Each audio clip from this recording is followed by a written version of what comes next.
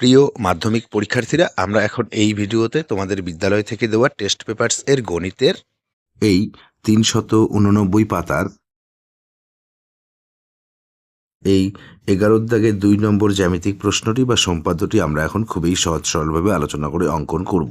তো প্রিয় শিক্ষার্থীরা, আমরা প্রথমে প্রশ্নটি একটু ভালোভাবে পড়ি। প্রশ্ন এখানে আমাদের দেওয়া রয়েছে 7 সেমি দৈর্ঘ্য ও 4 সেমি প্রস্থ বিশিষ্ট একটি আয়তক্ষেত্র অঙ্কন করো। তারপর এই আয়তক্ষেত্রটির সমান ক্ষেত্রফল বিশিষ্ট একটি বর্গক্ষেত্র অঙ্কন করো। ঠিক আছে, খুবই সহজ অঙ্ক, তোমরা মনোযোগ সহকারে দেখো, অবশ্যই তোমরা ভালোভাবে বুঝতে পারবে। তো প্রিয় শিক্ষার্থীরা, আমরা প্রথমে প্রশ্নে দেওয়া এই 7 সেমি ও 4 সেমি দৈর্ঘ্য দুটির পরিমাপ নেই। ঠিক আছে, দেখো, শূন্যের বড় দাগ, এই 7-এর বড় দাগ, এই 2 বিন্দু যুক্ত। একইভাবে শূন্যের বড় দাগ, এই 4-এর বড় দাগ, 2 বিন্দু যুক্ত। এটি হচ্ছে 7 সেমি, এটি হচ্ছে 4 সেমি। এখন আমরা খাতার পেজের মাঝে, ঠিক আছে, এখানে আমরা আর একবার এই 7 সেমির পরিমাপটি নেব। এই আমাদের এখানে আয়তক্ষেত্রের সমান ক্ষেত্রফল বিশিষ্ট বর্গক্ষেত্র অঙ্কন করতে বলা হয়েছে। তো তাই আমরা প্রথমে এই যে খাতার পেজের নিচে এখানে আমরা একটি প্রথমে আয়তক্ষেত্র অঙ্কন করব। ঠিক আছে, দেখো, আমরা জানি আয়তক্ষেত্রের প্রতিটি কোণ 90 ডিগ্রি হয়। তাই আমরা প্রথমে এই যে এই বি বিন্দুতে এখানে আমরা প্রথমে একটা 90 ডিগ্রি কোণ অঙ্কন করব। ঠিক আছে, তো দেখো, 90 ডিগ্রি কোণটি অঙ্কন করার জন্য পেন্সিল কম্পাসে আমরা এই যে এভাবে যে কোনো একটি পরিমাপ চিকন করে এভাবে নেব, নিয়ে এই বি বিন্দুতে বসাবো, বসিয়ে একটি বৃত্তচাপ কেটে নেব। এখানে এই পরিমাপটি এই যে এখানে বিন্দু উৎপন্ন হয়েছে এখানে বসাবো, বসিয়ে এই বৃত্তচাপের উপরে আরেকটি বৃত্তচাপ। ঠিক আছে, এরপর এই পরিমাপটি এই যে এখানে বিন্দু উৎপন্ন হয়েছে এখানে বসাবো, বসিয়ে একটু বড় করে আরেকটি বৃত্তচাপ। এই পরিমাপটি এই যে এখানে বিন্দু উৎপন্ন হয়েছে এখানে বসাবো, বসিয়ে এই বৃত্তচাপের উপর আরেকটি বৃত্তচাপ। এখন আমরা এই বি বিন্দু আর এই দুটি বিন্দু যুক্ত করে এদিকে একটি রশ্মি অঙ্কন করব। তো রশ্মিটি যাতে অবশ্যই এই 4 সেমির থেকে বড় হয়। ঠিক আছে, তো আমরা প্রায় 5 সেমির মতো অঙ্কন করলাম।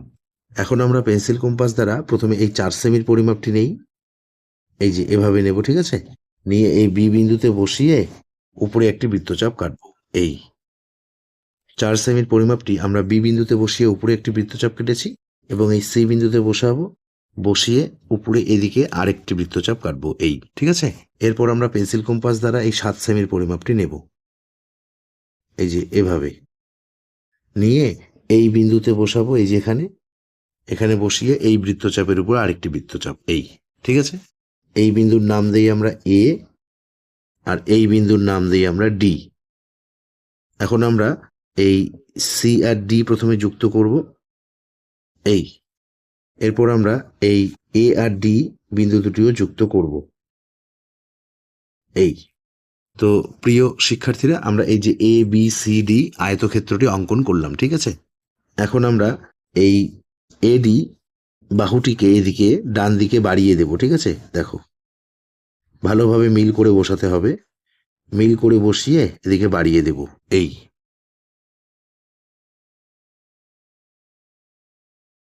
এদিকে রশ্মির চিহ্ন, বিন্দু করে নাম দিই এখানে এক্স।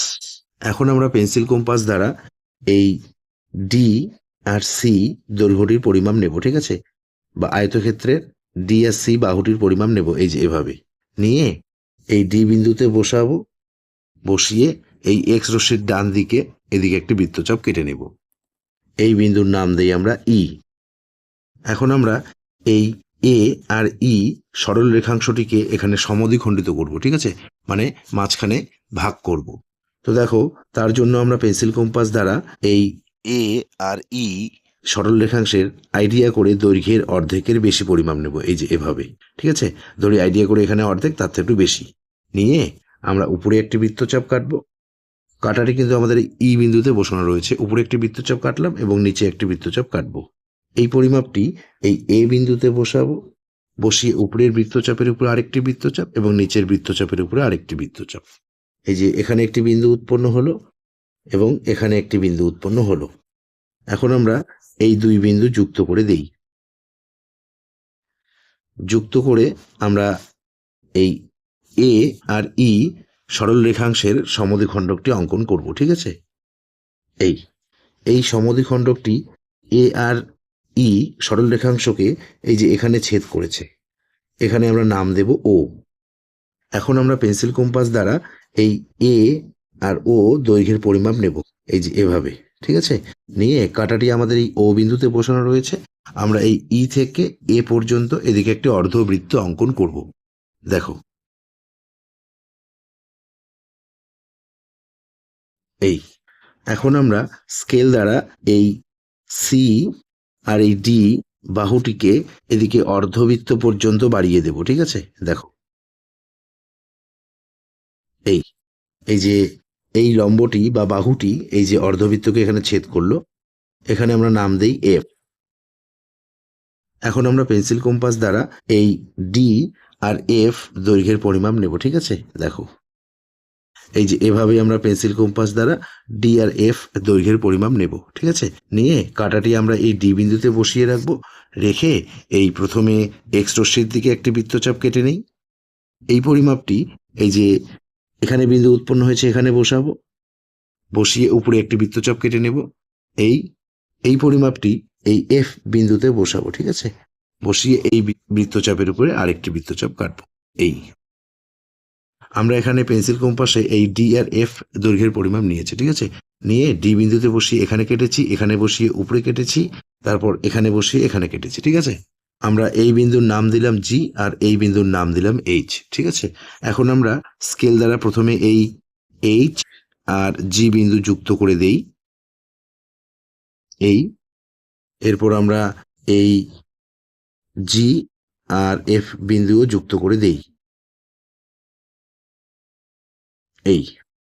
তো প্রিয় শিক্ষার্থীরা, আমরা এই যে এ বি সি ডি আয়তক্ষেত্রের সমান ক্ষেত্রফল বিশিষ্ট বর্গক্ষেত্র ডি এফ জি এইচ অঙ্কন করলাম, ঠিক আছে? আমরা এই চিত্রটি বা সম্পাদ্যটি অঙ্কন করার পর এই চিত্রটির নিচে বা সম্পাদ্যটির নিচে একটি লাইন ভালোভাবে সাজিয়ে লিখব। তোমরাও পরীক্ষার খাতায় ভালোভাবে লিখবে, ঠিক আছে?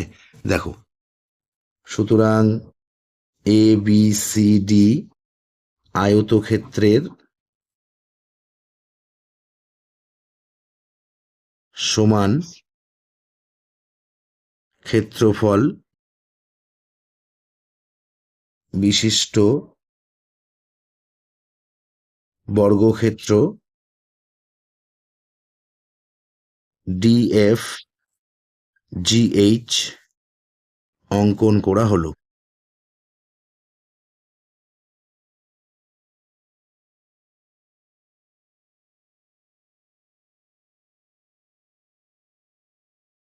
তো প্রিয় শিক্ষার্থীরা, নিশ্চয়ই তোমরা এই জ্যামিতিক চিত্রটি বা সম্পাদ্যটি অঙ্কন করার পদ্ধতিটি ভালোভাবে বুঝতে পেরেছ।